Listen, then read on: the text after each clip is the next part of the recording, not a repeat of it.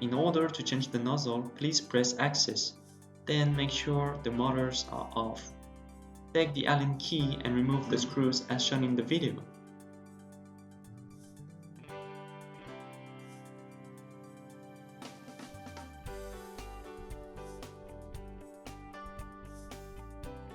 You can then take out the cover part and start removing the extruder.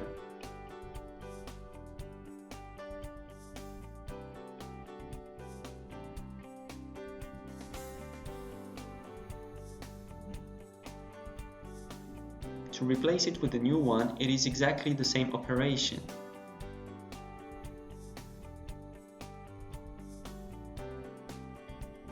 You can now put the screws back to their initial position. The nozzle changes though.